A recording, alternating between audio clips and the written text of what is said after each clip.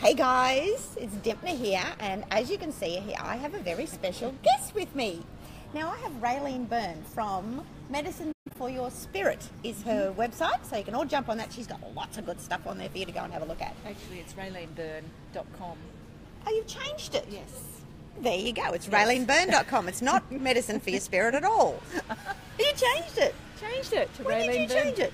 A couple of years ago. Oh, okay. But Medicine for Your Spirit is what I do. Okay, Medicine for Your Spirit. All right.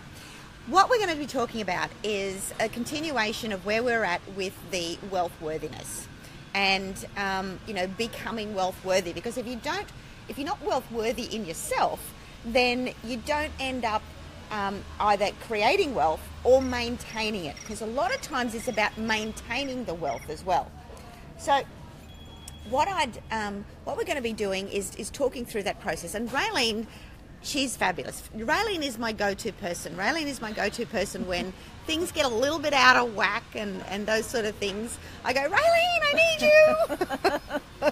As we did about a month ago. Yeah. Or a few weeks ago. But anyway, so Raelene, what do you think the key to being wealth worthy is? Wealth worthy to me comes down to deserving. For me, I work at soul level stuff, so I really believe that we come in here with everything we need. It's all in here. Mm-hmm. But what happens, we get shut down and we start to diminish ourselves and hide away. As we're growing through life, various things happen. We learn to not put ourselves out there, to not believe in ourselves. We just get diminished little by little. It's just little chinks that happen. It's nothing big. Little chinks happen. And all of a sudden you wake up one day and you just feel like you don't deserve things, you're not worthy, you're not enough. You can't do anything right, everything's a struggle, and I really believe those things are not in us, they're thoughts and beliefs.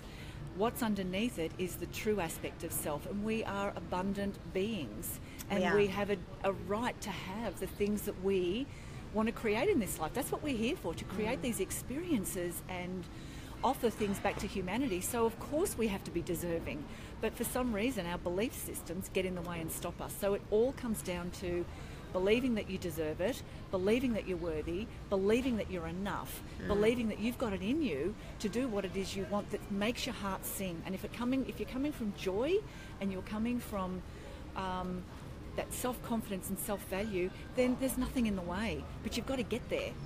So what are some of the things that you can do to create that space, to get rid of those aspects of self-doubt and those other things? Well, it's a lot of inner work, everything these days. It's the catch cry of the world is you've got to go in. We're in a time on the planet where everything's not working the way it used to. So we have to go in and find out what works for us. Yep. What we're here for is what's important. So meditation is a fantastic tool. It's something that even though everybody should do every day. Every day. Yeah. And if you can't do 10, 15, 20 minutes, you can do 21 breaths, and that's enough. You can do that 5 times a day. I'm really big on finding ways to put it into your life without creating more stress around, I have to find time. So meditation is something we all need to be doing because it takes you within. As soon as you close your eyes, you close out the world and you're in. The other thing I want to say is really at the moment, start limiting the amount of external information coming into your life. There's a lot of crisis and chaos going on in the world, but wherever you are in life, and I think this is important for all of us from time to time, to just stop. If you feel like, oh my God, there's so much going on and it's crazy and I can't help it, I'm in overwhelm, whatever's going on, close your eyes, take a breath, and then open your eyes and look outside your window. Look at the trees, look, if you've got a mountain, look at a mountain, look outside and then say to yourself, where's the chaos there?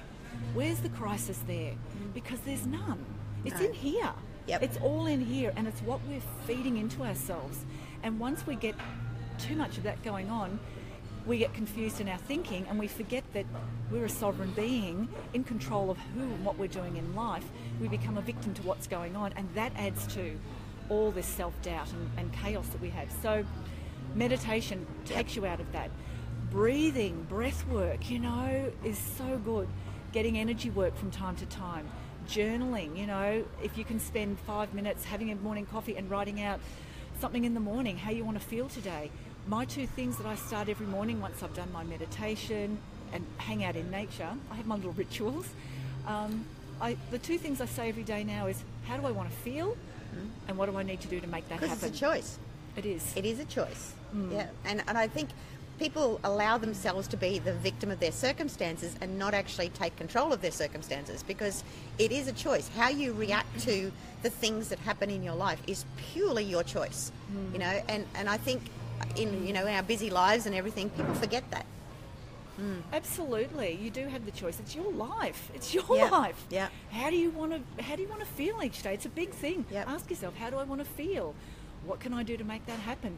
You know, and a lot of people say, okay, I want to be happy. All right, happy is such a big thing. It is. So, and that's hard for people because, where do you start? So you've got to find out what is something that makes you feel good, and then add that into your life. Then the next day, what's something else that makes me feel good, and add that into your life. And sometimes, if it's really hard, if you're time poor, and a lot of people are because they've got a lot on their plate, pick one thing, pick 7 things and do one thing a day for a week, and let that become a little ritual. That's a really great way, because it keeps you realising that it's up to you. Yeah. And how you see you're bringing wealth into your life, you're only going to attract to you the energy, the level of energy, the vibration, the frequency that you are. So if you're giving out stress, you're going to have stress everywhere. Yep. If you're grateful, you're going to have abundance flowing into your life. If you have great self-belief, you're going to have wonderful things, opportunities come to you, because it gets matched. It gets met and matched in the world.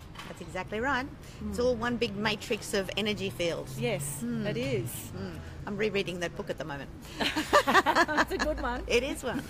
Okay, guys. Well, look, thank you for the chat. Thank you. You're welcome. Thank you for sharing with everybody. And, we'll be back again next week to talk about a little bit more on this topic, because I think it's such a big topic that I really wanted to do this series on wealth worthiness, because I think too many people get focused on the how-to and not enough get focused on the actual, the energy of actually doing it and things like that. And our lunch has arrived, so Yum, yum. let's have lunch. See you guys. Bye for now.